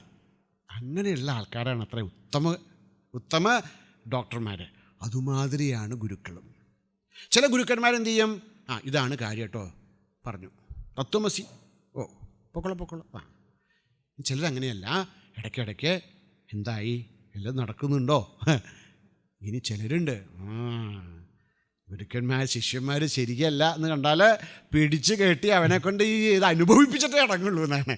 ഇപ്പോൾ അങ്ങനെയുള്ള ധൃതി, ഉറപ്പുണ്ടാകണം. അങ്ങനെയുള്ള ആളുകളെയാണ് എന്ത് ചെയ്യുന്നത്? ജ്ഞാനം സ്വാനുഭവശാന്തി വൈരാഗ്യം വക്തൃതാ ധൃതി ഷഡ്ഗുണൈശ്വര്യയുക്തോ ഹി ഭഗവാൻ ശ്രീ ഗുരുപ്രിയേ. ഓ മൈ ഡിയർ അല്ലേ, എൻ്റെ പ്രിയപ്പെട്ടവളെ, പ്രിയേ, അങ്ങനെയുള്ള ഈ 6 ഗുണങ്ങളോടുകൂടി ആരെങ്കിലും ഉണ്ടോ അവരെയാണ് ഗുരു എന്ന് പറയുന്നത്. അങ്ങനെയുള്ള ഗുരുക്കന്മാരിൽ വരനായവനാണ് ആര്? ശ്രീ ചിന്മയം ഗുരുവരം ഹൃദി ഭാവയാമി. അങ്ങനെയുള്ളതായ ശ്രീ ചിന്മയനെ, ഗുരുവരനെ, വെറും ഗുരുവല്ല, അങ്ങനെയുള്ള എത്രയോ ഗുരുക്കന്മാരുണ്ട്. ആ ഗുരുക്കന്മാരിൽ ഉത്തമനായിരിക്കുന്ന ഗുരുവിനെ ഞാൻ എൻ്റെ ഹൃദയത്തിൽ ഭാവിക്കുന്നു, ധ്യാനിക്കുന്നു, ആരാധിക്കുന്നു. ഓഹോ, ആരാണ് ഈ ഗുരു? ആരാണ് ഈ ചിന്മയ ഗുരു? അതാണ് സത്യത്തിൽ ഈ അഷ്ടകത്തിലെ ഓരോ പദങ്ങളിലും നിറഞ്ഞിരിക്കുന്നത്. ആരാണ് ഈ ചിന്മയൻ? ഓംകാരസൂനമകരന്തരസം പിബന്ധം. പറയാണ് ശ്രോത്രിയം ബ്രഹ്മനിഷ്ഠം, ബ്രഹ്മനിഷ്ഠനായിരിക്കണം. പിബന്ധം ചില എപ്പോഴും പാനം ചെയ്തുകൊണ്ടിരിക്കുന്നവൻ. Present continuous. പിബൻ പിബന്തൗ പിബന്ത പിബന്തം. ചില വല്ലപ്പോഴും ഏതോ ഒരു കാലത്ത് ചെയ്തു, അങ്ങനെയല്ല, ഓരോ നിമിഷവും പാനം ചെയ്തുകൊണ്ടിരിക്കുന്നവനാണ്. പിബന്തം പ്രസൻറ്റ് കണ്ടിന്യൂസ് ആണ്. എന്താ ഈ പിബന്തം എന്ന് വെച്ച് കഴിഞ്ഞാൽ എന്തിനെയാ കുടിക്കുന്നത്? രസം. ആഹാ, കുരുമുളക് രസമാണോ തക്കാളി രസമാണോ? അതല്ല, പറയാണ് മകരന്ദ രസം. മകരന്തം വെച്ചാൽ തേൻ. തേനിൻ്റെ രസത്തെ ഓരോ നിമിഷവും പാനം ചെയ്തുകൊണ്ടിരിക്കുന്നവനാണ്. എന്ത് തേനാ? എന്ത് അല്ലെ, ചെറുതേനാണോ കാട്ടുതേനാണ്? അതൊന്നുമല്ല. എന്താണ്? സൂനമകരന്തം. ഇപ്പോഴത്തെ പല തേനുകൾ എവിടെ നിന്നാണ് ഉണ്ടാവുന്ന ദൈവത്തിനെ അറിയുള്ളൂ. ആകെ ഇത്ര പൂവേ ഉള്ളൂ. ആ പൂവിൽ നിന്നാണ് കൊട്ടക്കണക്കിന് എത്ര കമ്പനികളുടെ അല്ലേ, എന്താണെന്ന് ഈശ്വരനെ അറിയുള്ളൂ. പറയണം അങ്ങനെയല്ല, ഇത് ശരിക്കുള്ള സൂന മകരന്തം തന്നെയാണ്. പൂവിൽ നിന്നുണ്ടായിരിക്കുന്നതായ തേനാണ്. ഏതാ ഈ പൂവ്? ഓംകാരസൂന മകരന്ദരസം പിബന്തം. ഓംകാരമാകുന്ന സൂനം, ഓംകാരമാകുന്ന പുഷ്പം, ആ പുഷ്പത്തിനുള്ളിലുള്ളതായ തേൻ, ആ തേനിനെ നുകരുന്നവൻ. എന്താണ് ഈ ഓംകാരരൂപിയാകുന്ന പുഷ്പത്തിൻ്റെ ഉള്ളിലുള്ളതായ തേൻ? ഇതാണ് മാണ്ഡൂക്യത്തിൻ്റെ വിഷയം അല്ലേ. ഓംകാരത്തിനുള്ളിലെ തേനെന്താണ് പറയാണ്? അതാണ് തുരീയ. അകാര ഉകാരമകാരങ്ങളെ ധ്യാനിച്ച് മനസ്സേകാഗ്രമായി തീരുമ്പോൾ നമ്മുടെ വാസനകൾ ലയിക്കുന്നതായ അവസരത്തിൽ അകാര ഉകാരമകാരങ്ങൾക്കപ്പുറത്തുള്ളതായ ആ തുരീയനായ ശാന്തനായ ശിവനായ അദ്വൈതമായിരിക്കുന്ന ആത്മാനുഭവം, അതാണ് ഓംകാരസൂന മകരന്തം. ഓംകാരത്തിലൂടെ കാട്ടിത്തന്ന് അതിനപ്പുറത്തുള്ള അകാര ഉകാരമകാരങ്ങൾക്കുള്ളിൽ അകാര ഉകാരമകരങ്ങൾക്കപ്പുറത്തുള്ളതായ ആ ആത്മരസത്തെ, ബ്രഹ്മാനന്ദ അമൃതത്തെ പിബന്തം എപ്പോഴും പാനം ചെയ്തുകൊണ്ടിരിക്കുന്നവരെ. ആരാണ് ഗുരുദേവൻ? ഗുരുദേവൻ പലപ്പോഴും ഗുരുദേവനെക്കുറിച്ച് പറയൂ എന്നൊക്കെ പറയുമ്പോൾ പലപ്പോഴും നമ്മൾ ഗുരുദേവൻ്റെ തമാശകളും ഗുരുദേവൻ്റെ ചേഷ്ടകളും ഗുരുദേവൻ്റെ അല്ലേ. പക്ഷെ സത്യത്തിൽ ആരായിരുന്നു ഗുരുദേവൻ? ഓരോ നിമിഷവും ആ ആത്മാനുഭവത്തെ അനുഭവിച്ചു കൊണ്ടിരുന്നവരാണ്. എങ്ങനെ അറിയാൻ പറ്റുക? എന്തുകൊണ്ടെന്നാൽ അല്ലേ, പല ഗുരുദേവനെക്കുറിച്ച് പറയുന്നവരൊക്കെ പറയുന്നൊരു പ്രത്യേകത എന്താ വെച്ചാൽ, ഇപ്പോൾ ഗുരുദേവൻ ഒരു നിമിഷം അട്ടഹസിക്കുകയായിരിക്കും, മുമ്പിൽ നിൽക്കാൻ പറ്റില്ല, അതുപോലെ ആയിരിക്കും. അടുത്ത നിമിഷം അദ്ദേഹം ഒരു കുഞ്ഞിനെ പോലെ. എങ്ങനെയാണ് സാധിക്കുന്നത്? എന്തുകൊണ്ടെന്നാൽ ഇത് രണ്ടും അദ്ദേഹമല്ല. ഓരോരോ എന്താ പറയുക സാഹചര്യങ്ങൾക്കനുസരിച്ച് പല വേഷങ്ങൾ, പല മുഖങ്ങൾ. പക്ഷെ ഓരോ നിമിഷവും അദ്ദേഹം ആ ഓംകാരസൂനമകരന്തരസം പിബന്തമാണ്. പിന്നെ അധ്യാത്മഭൃംഗം. വളരെ മനോഹരമായിട്ടുള്ള കാര്യമാണ്. അവിടുന്ന് ഒരു ഭൃംഗമായിരുന്നു എന്നാണ്, ഒരു കരിവണ്ടായിരുന്നു. ഗുരുദേവൻ്റെ ജീവിതം വളരെ നമ്മളെല്ലാം പഠിക്കേണ്ട ഒരു കാര്യമാണ്. ഗുരുദേവൻ്റെ ജീവിതത്തിൽ വളരെ എന്നെ സംബന്ധിച്ച് ഏറ്റവും ആകർഷകമായിട്ട് എനിക്ക് തോന്നിയിട്ടുള്ള ഒരു കാര്യം, ഗുരുദേവൻ എവിടെ പോയാലും ഏത് സ്ഥലത്ത് പോയാലും അവിടെ ഏതെങ്കിലും മഹാത്മാക്കളുണ്ടെങ്കിൽ തീർച്ചയായിട്ടും ഗുരുദേവൻ അവിടെ പോകും. അവരെ നമസ്കരിക്കും, അവർക്ക് ദക്ഷിണയോ എന്താ വെച്ചാൽ ഒക്കെ കൊടുക്കുമായിരുന്നു. സ്വയം ഓംകാരസൂനമകരന്തരസംഭിബന്ധനായി സാക്ഷാൽ ശിവാനന്ദസ്വാമികളുടെയും തപോവനസ്വാമികളുടെയും സമ്പൂർണ്ണ കൃപാകടാക്ഷത്തിന് പാത്രമായി ആ തപോവൻ മഹാരാജൻ്റെ പാദചരണങ്ങളിൽ അല്ലേ അർപ്പിത മനസ്കനായിരിക്കുന്ന അവിടുന്ന് എവിടെ പോയാലും അവിടെ ഏതെങ്കിലും മഹാത്മാക്കളുണ്ടെങ്കിൽ അവരെല്ലാവരെയും പോയി നമസ്കരിക്കുമായിരുന്നു. എന്തുകൊണ്ട്? അതാണിത് അധ്യാത്മഭൃംഗം. എപ്രകാരമാണോ ഒരു വണ്ട് ഒരു വണ്ട് ഒരു പൂവിൽ മാത്രമേ പൂവുള്ളൂ? അല്ല. എവിടെയെല്ലാം അമൃതമുണ്ടോ, എവിടെയെല്ലാം തേനുണ്ടോ, ആ തേനിലെല്ലാം എന്ത് ചെയ്യണോ? ഒരു വണ്ടു പോകുന്നത് പോലെ എവിടെയെല്ലാം ആത്മീയമായ അനുഭൂതിയുള്ളതായ മഹാത്മാക്കൾ ഇരുന്നിരുന്നുവോ, അല്ലേ? അത് എന്താ പറയുക, സ്വാമികളാകട്ടെ, എന്താണ് അത്, ആനന്ദമയിമായാകട്ടെ, അല്ലെങ്കിൽ എന്താണ് ചിദാനന്ദ സ്വാമികളാകട്ടെ, ആരോ ആവട്ടെ, അല്ലേ? നിത്യാനന്ദ ബാബ, അല്ലേ? വജ്രേശ്വരി, അവിടെ എല്ലാം ഗുരുദേവ് പോവായിരുന്നു. എന്തുകൊണ്ട്? അത് ഗുരുദേവന് അത് കാണുമ്പോഴും ഗുരുദേവൻ്റെ മാഹാത്മ്യത്തിന് കുറവല്ല, ഗുരുദേവൻ്റെ മാഹാത്മ്യത്തിൻ്റെ വർധനമാണ്, അല്ലേ? അധ്യാത്മഭൃംഗം. പിന്നെ അവനീതല ഭാഗ്യശൃംഗം, അവിടുന്ന് ഒരു ശൃംഗമായിരുന്നു, ഒരു കൊടുമുടിയായിരുന്നു. എന്തിൻ്റെ കൊടുമുടി? ഈ ഭൂമിയുടെ ഭാഗ്യമായിരുന്നു അവിടെ. ഞാൻ ഒരിക്കലും ഇങ്ങനെ യാത്ര ചെയ്യുമ്പോൾ ഒരിക്കലും ഒരു മഹാത്മാവിനെ കണ്ടു. അപ്പം അങ്ങനെ എന്തോ സംസാരിച്ചു വന്ന് പറഞ്ഞു, ഓ കഷ്ടം കേരളത്തിൻ്റെ സ്ഥിതി, ഇന്നത്തെ സ്ഥിതി. പറഞ്ഞു, ഇവിടെയാണല്ലോ ചിന്മയാനന്ദ സ്വാമികളും തപോവനസ്വാമികളും ശങ്കരാചാര്യസ്വാമികളൊക്കെ ജനിച്ചത്, അല്ലേ? നമ്മുടെ ഭാരതം, നമ്മുടെ കേരളം അറിയപ്പെടുന്നത് എന്തിനു വേണ്ടിയിട്ടാണ്? ഇതിനൊക്കെ വേണ്ടിയിട്ടാണ്. ഇവരൊക്കെ ഇവിടെ ജനിച്ചു എന്നുള്ളതാണ്, അല്ലേ? അവനീതല ഭാഗ്യശൃംഗം. ഈ ഭൂമിയുടെ ഭാഗ്യം എന്താ? എപ്രകാരമാണോ ഒരു ഭൂമിയിൽ, അല്ലേ, ഒരു കൊടുമുടി അങ്ങനെ എല്ലാവർക്കും കാണുന്ന വിധത്തിൽ ഉയർന്നു നിൽക്കുന്നത്, അതുമാതിരി ഈ ഭൂമിക്ക് തന്നെ ഒരു ഭാഗ്യത്തിൻ്റെ ശൃംഗമായിട്ട്, ഭാഗ്യത്തിൻ്റെ കൊടുമുടിയായിട്ടിരിക്കുന്നതാണ് ആര്? സാക്ഷാൽ മഹാത്മാക്കൾ, പൂജ്യ ഗുരുദേവനെ പോലുള്ള മഹാത്മാക്കൾ. അതാണ് അധ്യാത്മഭൃംഗം. അവനി ഭൂമി, അവനീതല ഭാഗ്യശൃംഗം, വലിയ കൊടുമുടി, ഭാഗ്യത്തിൻ്റെ കൊടുമുടിയാണ് ഭൂമിക്ക്. ആനന്ദപൂർണമതിം, അല്ലേ? മതി, അവിടെ ബുദ്ധി എങ്ങനെയുള്ളതാണ്? ആനന്ദപൂർണമാണ്. നമ്മുടെ മതി എങ്ങനെയുള്ളതാണ്? ദുഃഖപൂർണമാണ്, അല്ലേ? നമ്മുടെ ആരെങ്കിലും കണ്ടു കഴിഞ്ഞാൽ, മുത്തശ്ശി എങ്ങനെയുണ്ട്? എന്താ പറയുക ഉണ്ണി, എന്തു പറ്റി? ഇന്നലെ ഞാൻ അവിടെ ഇരിക്കുമ്പോണ്ടല്ലോ ഒരു കൊതു വന്ന് കടിച്ചു. അല്ല, കൊതു കടിച്ചിട്ട് ഇപ്പം കുഴപ്പമൊന്നുമില്ല, പക്ഷെ എന്നാലും ഇന്നലെ എന്നെ കടിച്ചില്ലേ എന്നാണ്. എന്തെങ്കിലും കാര്യങ്ങളെ കൊണ്ട് ദുഃഖം അന്വേഷിക്കുന്നതാണ് നമ്മുടെ മനസ്സ്.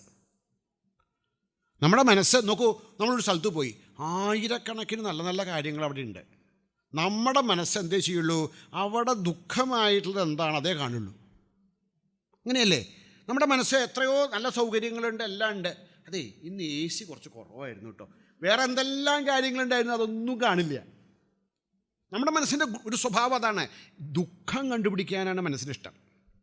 മഹാത്മാക്കളോ അതാ പറയണേ, ആനന്ദപൂർണമതിം. ആരുടെ മതി, ബുദ്ധിയാണോ ആനന്ദം കൊണ്ട് പൂർണ്ണമായിരുന്നത്?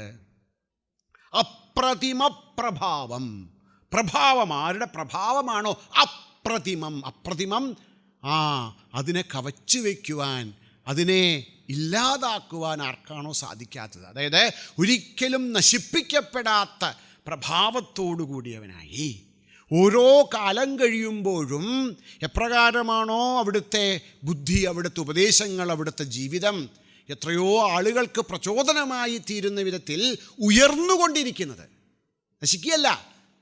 മഹാത്മാക്കളുടെ പേര്, അവരുടെ പ്രശസ്തി, അവരുടെ ജീവിതം, അവരുടെ ജീവിത ദൗത്യം ഓരോ കാലം കഴിയുന്തോറും വർദ്ധിച്ചുകൊണ്ടിരിക്കുകയാണ്, കുറയല്ല. അതാണ് അപ്രതിമ പ്രഭാവം. ആരുടെ പ്രഭാവത്തെയാണോ ആർക്കും നശിപ്പിക്കാൻ സാധിക്കാത്തത്. അപ്രകാരമുള്ള ശ്രീചിന്മയം ഗുരുവരം ഹൃദി ഭാവയ. ബാക്കിയുള്ള ശ്ലോകങ്ങൾ നമുക്ക് അടുത്ത സത്സംഗത്തിൽ ശ്രമിക്കാം. ഓം പൂർണ്ണമദഃ പൂർണ്ണമിദം പൂർണ്ണാത് പൂർണ്ണമുദച്യത്തെ പൂർണ്ണസ്യ പൂർണ്ണമാദായ പൂർണ്ണമേവാവശിഷ്യത്തെ. ഓം ശാന്തി ശാന്തി ശാന്തി. ഹരി ഓം ശ്രീ ഗുരുഭ്യോ നമഃ. ഹരി ഓം.